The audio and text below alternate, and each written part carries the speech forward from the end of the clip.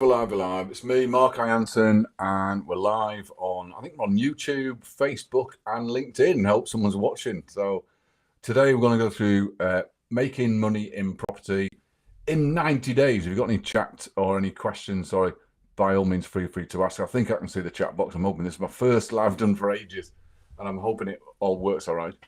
So my name's Mark Ianson, and I've been in property for quite a number of years now. 22 years I've been doing property. Some of it was part-time when I was still in corporate, but the majority is full-time because I lasted in corporate about 5 or 6 years, and then I went full-time because the property was making me more money than my corporate job.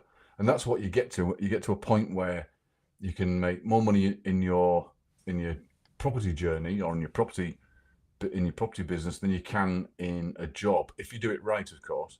And this little session is just about, well, hopefully doing it right, and I hope it's a benefit to you. Now, I apologise for my hair. I've actually been on the tools just yesterday, mortaring the side of a house, and painting the whole side. And it's a stone house. It was built in the 17th century, and it's got tie-ins holding the house together because it bowed about 100 years ago, and so it's an old house. And we've been doing that yesterday. So I've got paint all in my hair, which is a bit odd, but there you go. So, as I said, my name is Mark Ianson. If you've got any questions, whack them in the chat box. I'm recording this on YouTube anyway, so you can see it and come back to it if you want to and pause it and stuff, and if it's of use. But what I'm going to go through is actually packaging deals in property. And what that means is if you're hunting about, and I'm sure lots of us, I mean, I'm the same as well, lots of us get addicted to Rightmove, and we look at deals and we're scouring about and stuff. And sometimes my partner comes in and says, "What are you doing? What are you doing?" So I'm looking at Rightmove and, oh, not again, not again. And I'm sure lots of us get addicted to doing that. And it's really quite weird because that's not always the place to find property, really. And what we're looking for when we're doing deals is we're looking for motivated sellers. We're looking for people that get themselves into a position or have got themselves into a position where they need to get out of their property, and there's some motivation of sale.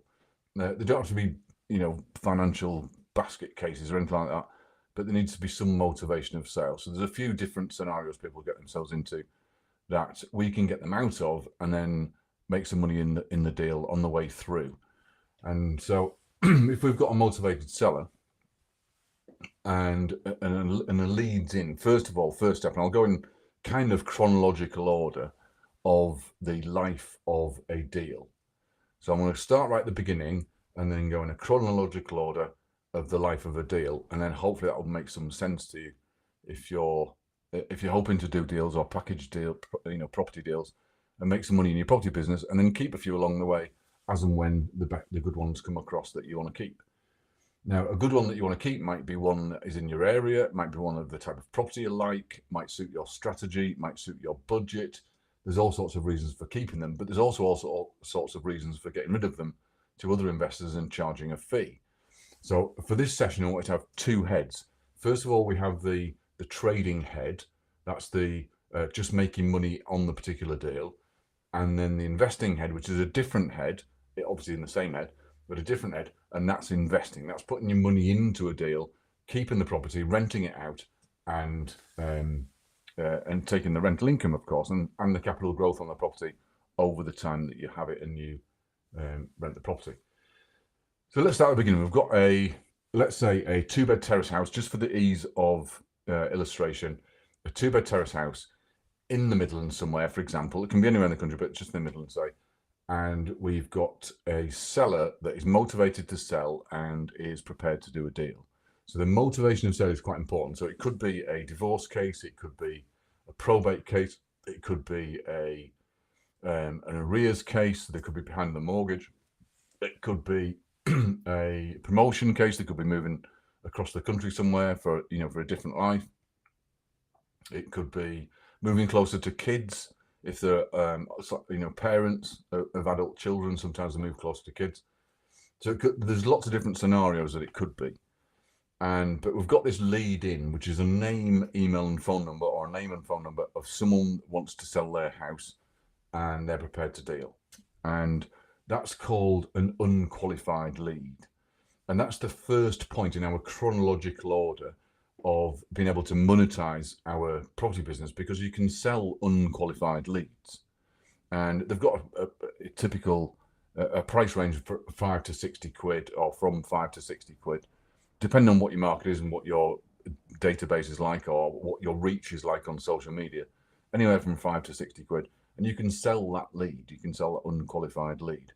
So if you're good at tech, or you're good at generating leads, or you're good at producing lead magnets, or you're good at producing sales pages, or if you're good at sitting behind the computer and doing tech, then unqualified leads might be the start of a business for you. Because typical people who buy unqualified, I mean, I buy unqualified leads sometimes, not very often to be fair, because I know how to find my own deals, but I'm a typical buyer of unqualified leads, because the thing is, in the progression of the deal, you can cash out at any point. So let's say you've got an unqualified lead come in, someone that wants to sell their house, then I can cash that out and sell that lead to someone else. So it's got a monetary value, that lead. Now, the next step then, if we're working in chronological order, is to qualify the lead.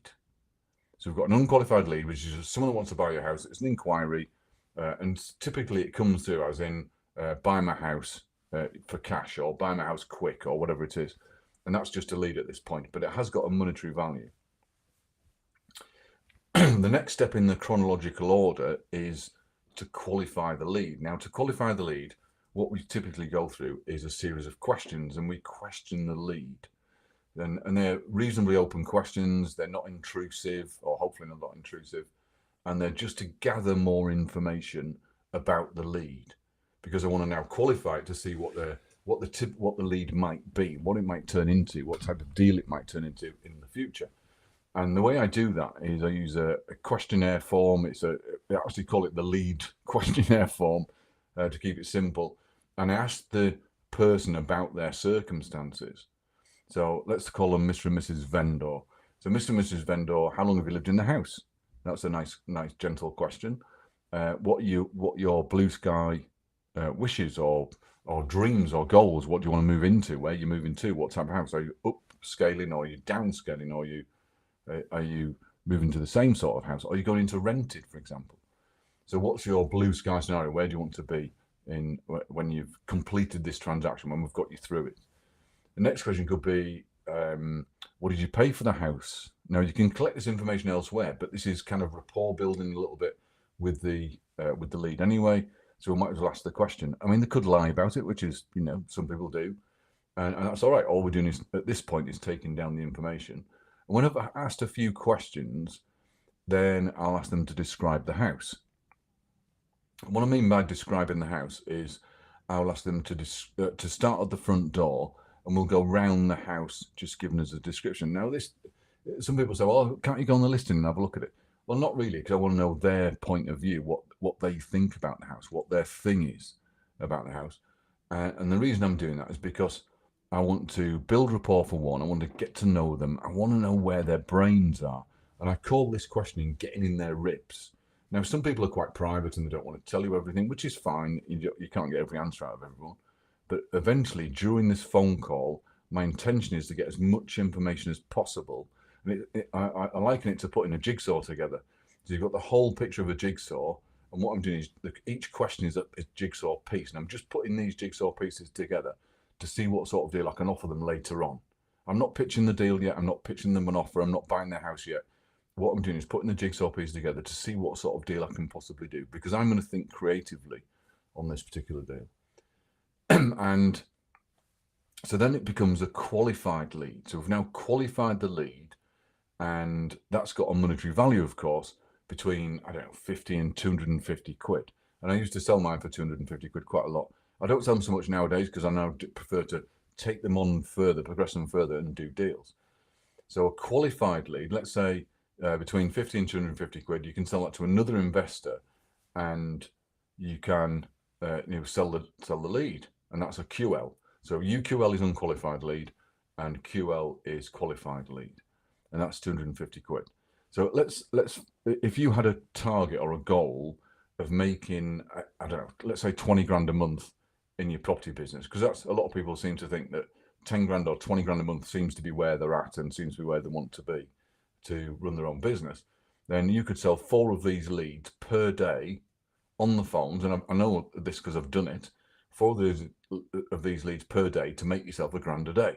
And there's 20 working days in the month, so that's 20 grand a month. And there's your 20 grand, there's your the stuff. Now, if this particular, strategy, I suppose, this particular route or strategy is good for you if you're good on the phones, you're reasonably good at tracking stuff, tracking property leads and tracking investors, and you've got a reasonable reach on social media, and you've got a reasonable phone manner for one, and you've got reasonable closing skills because you've got to close the deal up, obviously. So they're the leads. That's the first sort of 2 stages in monetizing your property leads. So the unqualified lead and then the qualified lead. Now, let's say I want to take this further. Now, as you go along in time, the price is getting more and more, or the value is getting more and more. So we started at unqualified leads at 5 to 50 quid or 5 to 60 quid. Now we've qualified them, which is just a phone call, and now we're at 50 to 250 quid. And then, of course, I might make the decision to go visit the people, to go visit the vendors. And if I visit the vendors, that's now become a deal of some kind, because I'm visiting the vendors. I'll visit them at their home. I try to see both of them, as in man and wife, or partners, and have a chat with them about. It's a more in-depth chat, this one, because now I want to be really in their ribs, because now we're talking about the actual property and their lives moving on, and how we can get them out of where they've got into, the situation they've got into, or how we can help them with the property, how we can do something that will, let them move on with their lives if they've got this property that's, it's a noose around their neck sometimes. If it's a probate, I'll give you an example. If you work with probate properties, you quite often find that adult children get left the property, but they live somewhere else. They form their own lives, and they've suddenly got this empty property. Now, some of them become landlords, what we call accidental landlords. Not all of them do, because believe it or not, 99% of the population does not want to be a landlord. And it seems strange, because property is a good asset base to build a wealth base, or your wealth out of. But actually, lots of people don't want to be landlords. But let's say I'm going to see them. I want to get into their ribs. I want to really get to know them a lot better than you would ordinarily do so if it was just a business transaction, because this is the big step for them in getting rid of their house. And a recent deal, which I'm actually going to see tomorrow, is one in Birmingham. It's a 3-bed semi. It's a 1930s semi, and it's a probate case, but also it's a debt case, because the couple that own it, they're an older couple. We're dealing with the son, and they've fallen behind with the mortgage. They've put 2 single tenants in there, single rooms that have let out. And now what they're doing is they're haggling with the bank and not doing it very well, trying to save the house. And so one of my clients, one of my one-to-one clients, has actually negotiated with the bank. I did that with him, and got the property secured at a certain price. It's 137, I think it is. And 137, and this is a scruffy house. So we're going to, he's actually just finishing off now. He's done the house up, and now he's going to sell it on the open market on their behalf, and then collect the difference between 137 and 175, which is what the property's worth, having done some work on the property. So what I'm looking for when I go to see a vendor is I'm looking for that thing that I can do that can enhance their lives, get them out of the property as they want to, and make some money along the way. So I'm thinking cash now, not investing, because I might not want to buy the house. I might want to do something else. So we've got to decide on the viewing when we visit what the property is going to be useful for. So could it be an SA unit, a service accommodation unit? Could it be a HMO? Or is it going to be a single let? So we've got to decide what type of house suits what. So let's say if it's a 2-bed terrace, for example, as we were just chatting about earlier, if it's a 2-bed terrace, then it'll probably suit a single let. If it's a 3-bed with 2 reception rooms downstairs, so quite a large terrace, then it might suit a HMO. So that means what I'm doing is trying to decide the exit, as in who is the customer or the client that's going to buy the property at the end of the deal. Because if I can suit the property to an exit, that means I've got to market to market to. So then I can put out lead pages, or I can put out posts and stuff to the right target market to get it. So let's say I go to I'm in the vendor's house now, and I'm trying to decide what to do with the deal. Now I could agree a finder's fee deal. That's the first step. So a finder's fee deal is just agree the deal, whatever it is. And let's say it's £100,000 terraced house somewhere in the Midlands, and I make an offer at a little bit of discount. You don't need a load of discount, but a little bit of discount off the value that it is right now. So let's say I offer 85. Now, and they agree. So I've got the property at 85. It's worth 100. It doesn't have to need any work. It could do, but it doesn't have to. So I've got the property at 85. Now that is an investor type sale, because I've got a little bit of discount, and I can make a brochure up and I can send it out to my database or put it online. And you can use different social media, so Twitter, Instagram, Facebook. You can put it on YouTube. You can make a YouTube video out of it, of course. And then that's the lead magnet, the advert, to get inquiries for your deal. So I've now got this property at 85,000. It's worth 100. That's an investor deal, and it's typical investor stock as well, because it's 85k. So that's typical single investor stock. It's bread and butter property, bread and butter stock for an investor, and it will work all day long. And you've got a little bit of discount. You don't need masses of discount to do a deal at all, but you've got a little bit of discount to make it attractive for an investor to buy. So there's the first type of deal I could do. Now, let's say they have owned the property for some time and it's a probate case, and the probate has been passed through to the adult children now, and they don't live there. It's in a bit of a state, and they haven't got the money to do it up. So then I might try an assisted sale. An assisted sale is where we buy we control the property on contract, and we do the work on the property and then sell the property on the open market. Now, I've done one recently in West Bromwich, where Paul and Sharon own the property. It passed through probate from Sharon's mum. They wanted 79,000 for the property. It was in a bit of a state, if we're honest. It was a bit of a dump. The reason was because mum had lived in the property for 20 years without being able to go upstairs. So she lived in the front room with a telephone line and a TV and a bed, and that's where she spent her time, and she didn't go upstairs at all. So for 20 years it had been a downstairs house, effectively, or a downstairs home, effectively. Mum had passed away last year, and Paul and Sharon now own the property with no mortgage on the property, but it's in a bit of a state, and it's quite usual, because older people, they lose their they lose the motivation to maintain property. They lose their kind of movement skill, I suppose, and strength, of course, and so they don't look after houses as you would if you're in your 20s or 30s, if you want a nice house. And so Paul and Sharon have owned the house. They haven't got any money because they're quite in quite low paid jobs. So, and in their mind, putting a kitchen in a property or putting a bathroom in a property, that's a massive expense. And they've only just done it in their own house where they live. So it's not something they want to do in mum's old house.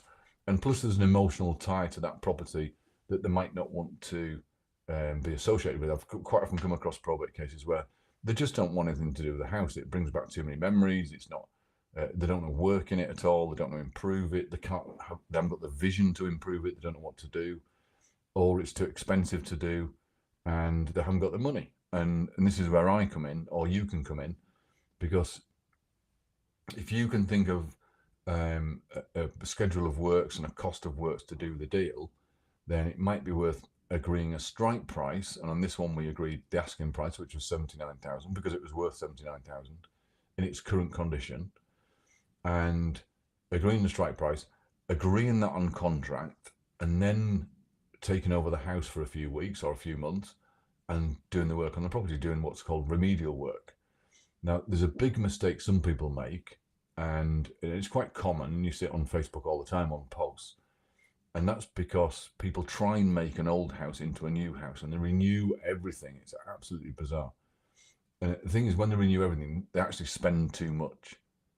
So the trick with an assisted sale is to spend as little as possible, but do all of the remedial work. Of course, if the consumer unit needs doing, then we've got to do the consumer unit. If the kitchen needs doing, we've got to do the kitchen. If the bathroom needs doing, we've got to do the bathroom. That's remedial work. Everything's got to function in the house, but it doesn't have to be brand new. And one thing is, if you've got bumpy wallpaper, for example, which is an old thing from the 70s, leave the bumpy wallpaper there. You don't have to renew that at all. It's doing no harm. It's accepted in cheaper houses. It's accepted as people did it. Or if you've got bumpy plaster, or if you've got an old-fashioned bathroom suite, if it works, there's no need to fix it. There's no need to go around renewing everything and making it into a brand new house because you think it should be new. It doesn't have to do that. You don't have to do that at all. So what we do is we do the remedial work in the house, and then we dress the house and create a home for someone that might be looking for a new house in that price range. So you've got to know your target demographic. So at 80,000, this was going to be a 125 house, a 124,950 house, which is a first-time buyer. It's below the first level of stamp, and we need it to look and dress it accordingly to attract that first-time buyer. So it's got to look reasonably maintenance-free. Everything's got to work, and the carpets have got to be nice and clean and tidy or new. The bathroom's got to be functional. It's got to have a shower, not a bath. Well, it has a bath, but a shower as well, because the youngsters have showers, more showers than baths.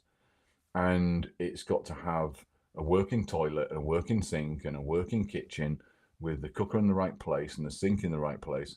So we might have to remodel the kitchen because older houses have them in different places, obscure places, I should say. So what we do is we do the remedial work. On this particular one, it was 79 we agreed as a strike price.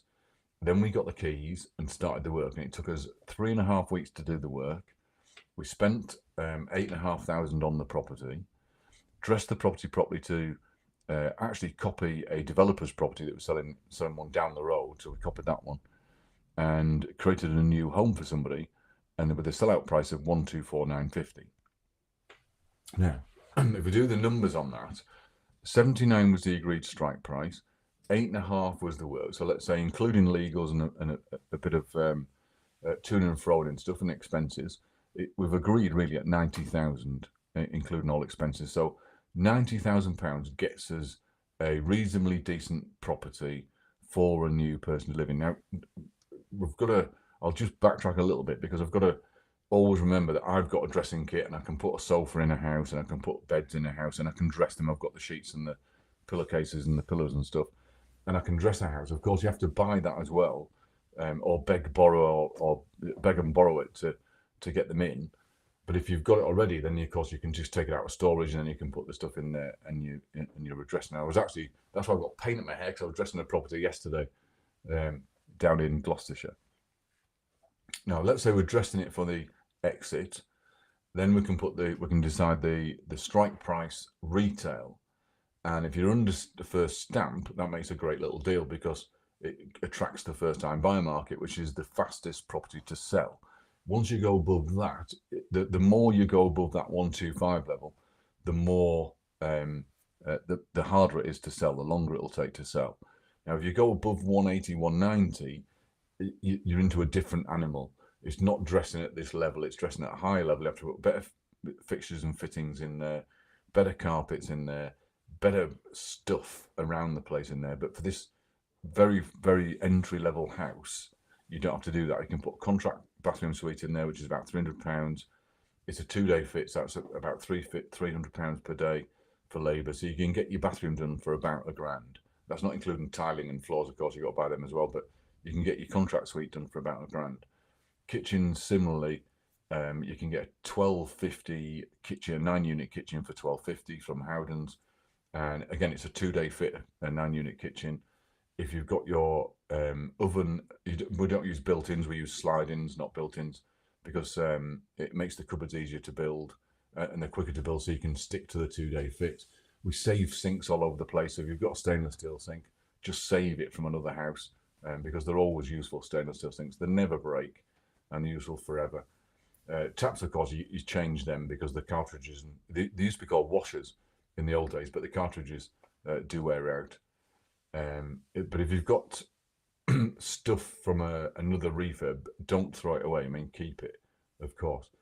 So let's say I'm doing this remedial property up and I'm putting contract stuff in there. It's a first time buyer exit. Then 125 is my prime price point. If I'm going over, then we're kind of losing that first time buyer kind of impetus, over 125. However, I might decide to sell the deal to somebody else because I might not want to do the work, and I don't do every single refurb I can get my hands on. Sometimes you come across a deal where you don't want the deal because it's either too expensive for you, haven't got the money to do it yourself, you haven't got the know-how to do it yourself, like the skill and the stuff or even the time to do it. You might not have the time to do it, and so you might pass it on to another investor, like me, for example.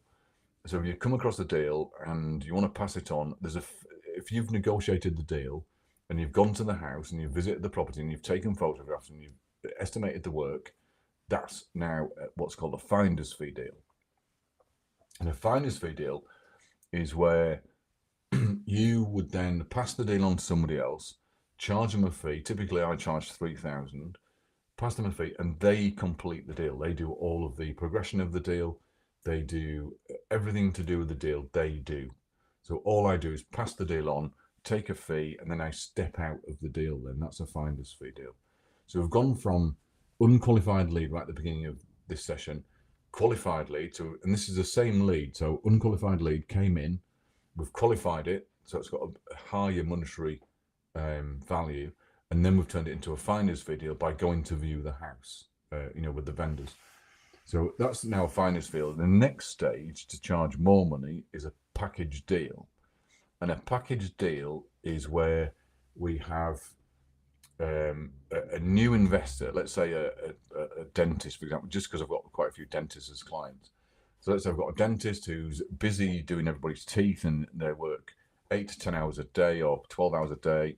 They're building their practice up. They're doing some private work as well. And they're really busy and they spend their whole lives in a 7x7 room.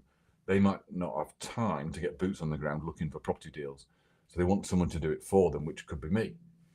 And so I find this deal. Now, my questions to them would be something like, have you got a mortgage broker? Have you bought a property before? Do you know how to do the deal? Can you complete it yourself? Do you want it for single let, for example? That's a typical investor property. And they might not have brokers, lawyers, surveyors, and all of that sort of the power team, as it's called. They might not have them in their circle. Now, if I haven't, I can offer my services. Now, I'm not a mortgage broker or a lawyer or a surveyor. I'm a layperson or a property trader, effectively. And so I'm not going to do the technical work of that, but I can refer them on to my people to make sure the deal goes through all right and progression's done properly. The searches are done, the environmental searches, the local authority searches, the coal mining seam searches, all of that's done right. The condition of the property is done right because I've got a surveyor that can go out and check the property if they want to. Of course, they pay for that as well, when you would naturally pay for services if you use them. So that's completely normal, but that becomes a package deal.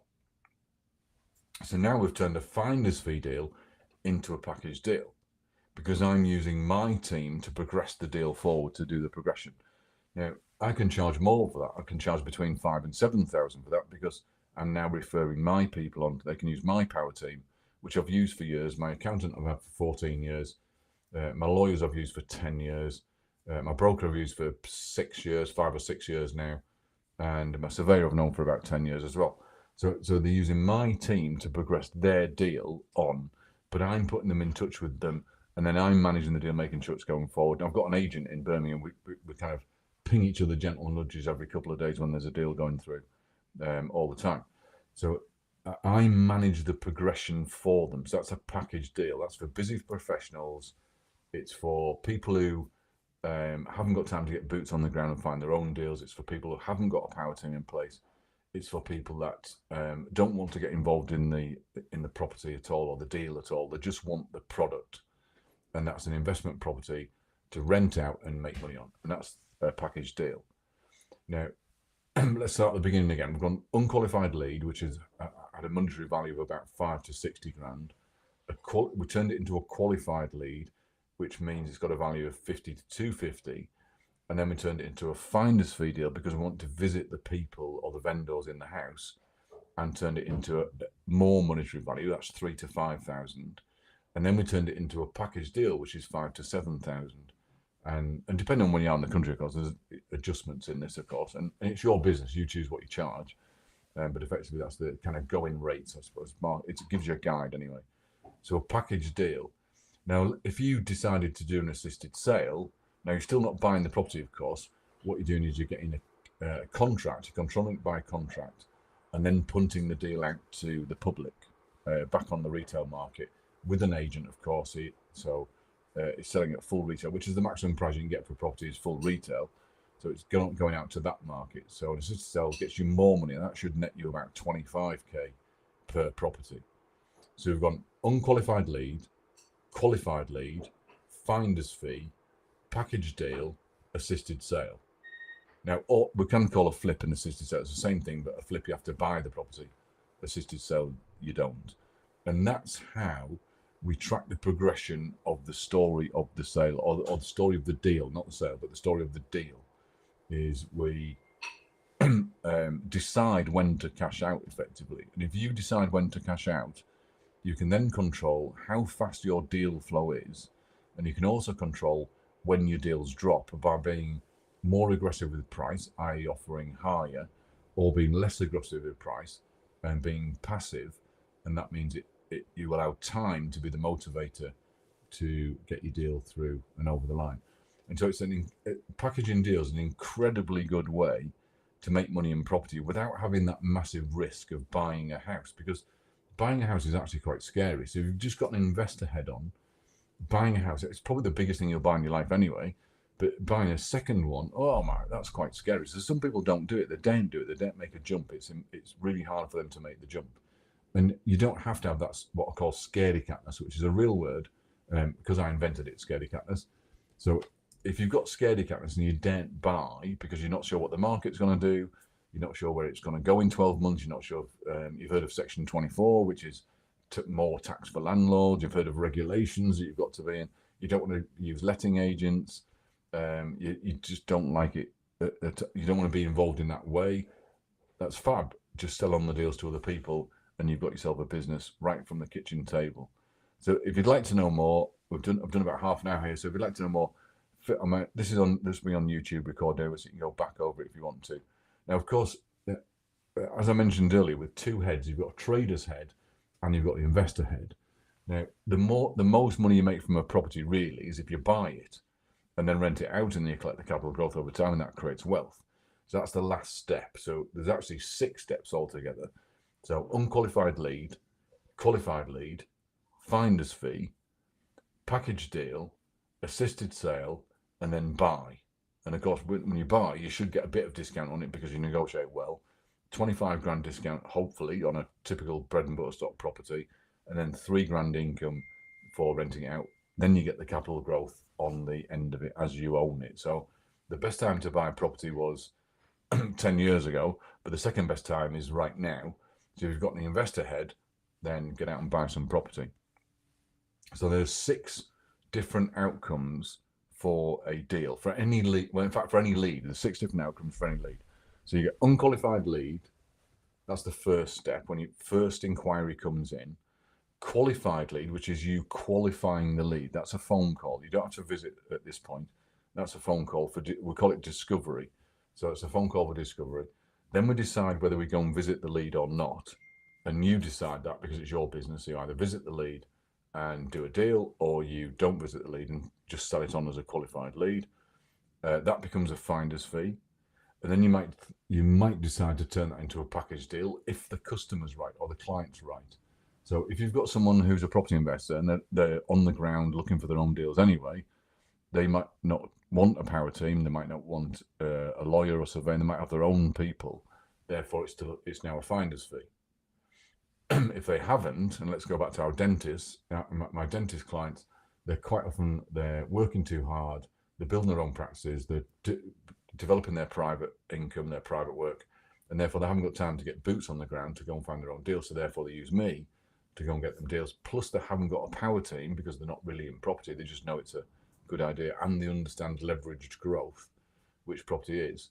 And what I mean by leveraged growth is property is 4-to-1 leverage, because you pay 25% of the grosser amount and then you lend the rest. And so they use people like me to package their deals for them, get them through, and then get a tenant in there to get them rented out. So that's the fourth step. The fifth step is assisted sale. That's where we do remedial work on the property, put the property back on the market for a retail exit. So it's for a first-time buyer, second-time buyer exit. That's the most amount of actual money we'll get for a property, is that exit. So if we can do them, brilliant, we'll do that. And of course, the last one is back to the investor head, is buy the property, take 25 grand in hopefully in discount, and then a 3 grand rental income on the way to creating your own wealth. So I hope that helped. Quick session there, quick 40-minute session on packaging deals and making money in your property business. And my name's Mark Irons. If you'd like to know more, by all means, ping me a message or get in touch. 01827 706 558. That's 01827 706 558. I run a webinar as well, a webinar session, which I'm doing tonight. I'm actually doing this session tonight as well, live. And I'll use the slide. I'll put the slide up on the one because I'm doing it on Zoom. I know how to do it. I don't know how to do it on this one. So I'll put the slide up tonight. You're quite open to ask any questions you want to. But the idea is, the whole idea of property is making that, whatever your goal is, it's your business, not mine, but it's making that 10 grand a month in property, not by buying the property, because that's an investor head, but actually forming a business and making you 10 grand a month. So it hopefully will give you a more comfortable lifestyle than the one you've got. And I'm not expecting anyone to quit their job tomorrow or suddenly jump off a cliff and hope packaging deals will make them a millionaire. It's not about that at all. It's forming a business from scratch, from the kitchen table. If you're starting with nothing, that's totally fine too. We can do it from nothing, and creating a business out of, from scratch, out of thin air. And that's why we call it making money, not earning money, because earning money is for a job. Making money is making money out of thin air from a business or an idea. And that's the whole point. So if you'd like to join me at 7 o'clock tonight, if this appears as a post somewhere, I'll put a link to the webinar. But if it doesn't, then by all means, drop me a message and I'll send you over a link to tonight's session. It's a free session. It's on at 7 o'clock every Tuesday night. It's called the Property Night, the Tuesday Night Property Chat. And I do it every week at 7 o'clock on a Tuesday. And it's been going now for about 5 years. It's a different topic every week, and this is the topic for this week. But I'll put the slide up so you can actually see the slide. And then some people are visual, so it makes it sink in a little bit better than me just talking about it, just because I didn't know how to put the slide up on this broadcast. But I'll put it up tonight for you. So by all means, join me tonight. I'll put a link in the comments if I can. But if I don't, or you don't see it, then by all means, PM me, and I'll send you a link over to join us. So at 7 o'clock tonight. Thank you for joining us. I hope you've enjoyed it. I hope it's been useful for you. I'm going to do another session on a Tuesday.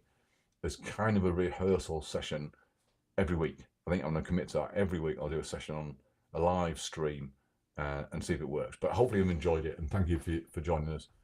I couldn't see any questions. I'm hoping I've not missed any questions. I didn't want to miss any questions. Oh, there's a chat box. I'll just check the chat box. Right, there is some chat box.